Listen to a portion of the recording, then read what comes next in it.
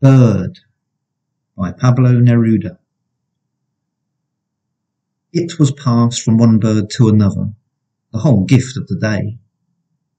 The day went from flute to flute, went dressed in vegetation. In flights which opened a tunnel, through the wind would pass to where birds were breaking open the dense blue air, and there night came in. When I returned from so many journeys, I stayed suspended and green between sun and geography. I saw how wings worked, how perfumes are transmitted by feathery telegraph, and from above I saw the path, the springs and the roof tiles, the fishermen at their trades, the trousers of their foam. I saw it all from my green sky.